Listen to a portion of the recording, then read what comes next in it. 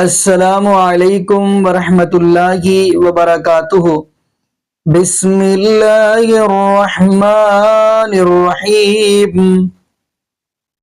ناظرین، آج ہم آپ کو ویڈیو دکھائیں گے الشیخ مولانا مفتی کوکب نورانی حفظہ اللہ تعالی۔ آپ کو اتنا لمبا نام لینے کا مقصد یہ تھا کیونکہ جتنا لمبا نام لیا ہے اتنی بڑی یہ چھوڑتے بھی ہیں، اس لیے میں نے اتنا لمبا نام لیا، کیونکہ ہم نے بڑی سننی بھی ایسے جو اس میں بڑی چھوڑنی ہے نا۔ اور کچھ لوگ تو خیر وہ یہ کہتے ہیں کہ میں لپیٹتا ہوں تو لپیٹی نہیں جاتی۔ خیر ناظرین، اس کا کہنا یہ ہے کہ نبی عیسیٰ علیہ السلام اللہ کے حکم کے ساتھ مردوں کو زندہ کرتے تھے، لیکن پیر عبد القادر جیلانی رحمۃ اللہ علیہ اپنے حکم سے زندہ کرتے تھے، بلکہ انہوں نے ایک مرغا زندہ کرتا۔ مرغا زندہ کیسے کیا، اسی کی زبانی ہم ویڈیو دیکھتے ہیں، پھر انشاءاللہ ناظرین اسی واللہ سے ہم بھی گفتگو کریں گے۔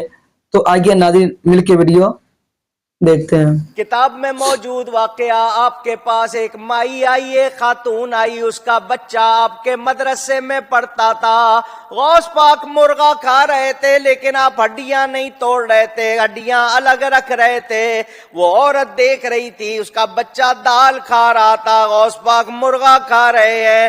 ماں تھی نہیں چپ رہ سکی، بول پڑی، میرے بچے کو دال کھلا رہے ہو، خود مرغا کھا رہے ہو، خود آپ مرغا کھا رہے ہو اور میرے بچے کو دال کھلا رہے ہو۔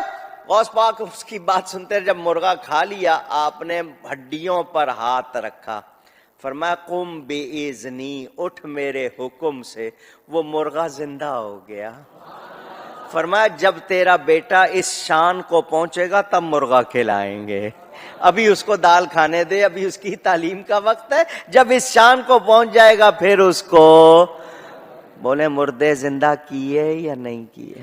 اونچی وہ کہتے ہیں جی وہ شیخ عبد القادر جیلانی کو ایک عورت ملنے کے لیے آئی تو وہ خود مرغی کھا رہے تھے اور اس عورت کا بچہ جو ان کا اسٹوڈنٹ تھا وہ روکی سوکھی کھا رہا تھا۔ تو اس عورت کے دل میں بات آئی کہ یہ کیا، نہیں خود مرغا کھا رہے ہیں اور میرے بچے کو یہ کھلا رہے ہیں۔ کہتے ہیں جب انہوں نے مرغی کھا لی نا تو جتنی ہڈیاں وہاں پڑی ہوئی تھی نا اس کے اوپر انہوں نے ہاتھ پھیرا اور کہا اللہ کے اذن سے زندہ ہو جا۔ فرمایا آپ نے ہڈیوں کو قمی باذن اللہ الذی یحیی العظام وہی رمیم فقامت دجاجۃ سویۃ، آپ نے ہڈیوں سے کہا کہ ہڈیوں دوبارہ مرغا بن کے کھڑی ہو جاؤ۔ یہ جو شریف لوگ ہیں وہ یہ کہتے ہیں قم باذن اللہ، جو بدماش قسم کے بزرگوں کے ماننے والے وہ کہتے ہیں انہوں نے کیا قم باذنی، میرے حکم تو زندہ ہو جا۔ فرمایا قم بِإِذْنِی، اٹھ میرے حکم سے، وہ مرغا زندہ ہو گیا۔ تو مرغا جو ہے نا وہ زندہ ہو کے تو وہ کٹ کٹ کٹانگ کرتا ہوا وہاں سے بھاگ گیا۔ انہوں نے کیا کہ جدو تیرا منڈا اس لیول تے پہنچے گا نا وہ بھی ککڑ کھا لے، یعنی جب تیرا بیٹا بھی اس بزرگی پہ پہنچ جائے گا نا اب وہ بھی پھر مرغا کھا لے۔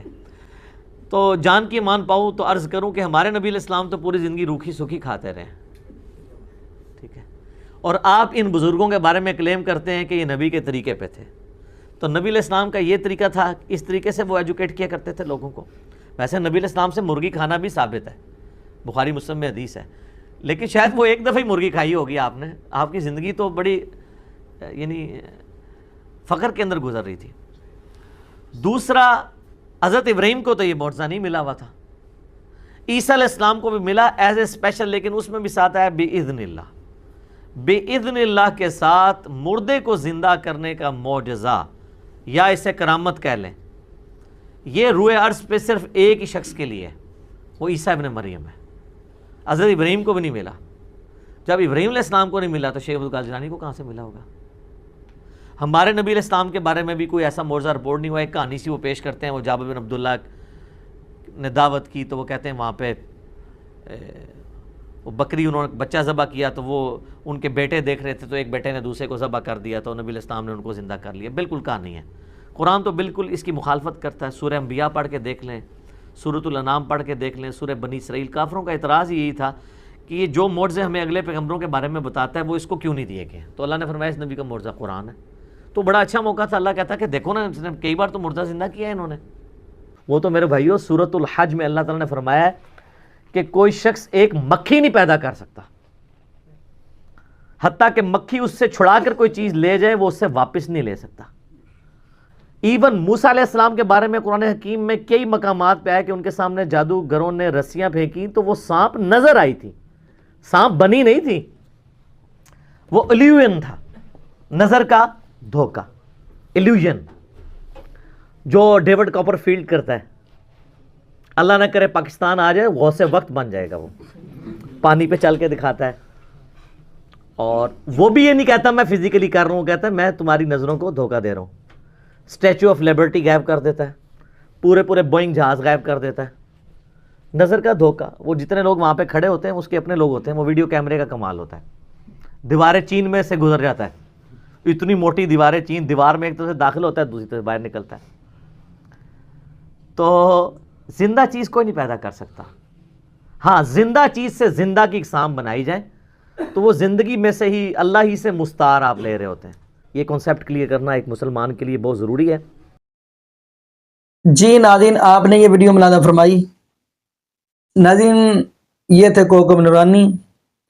یقین مانیے آیا کہ یہ انہوں نے خود اللہ کے ولی پیر عبد القادر جیلانی رحمت اللہ علیہ پہ ایسے قصے کہانیاں گاڑ لی ہیں, جبکہ اللہ کے ولی نے یہ تو نہیں ان کو پیغام دیا.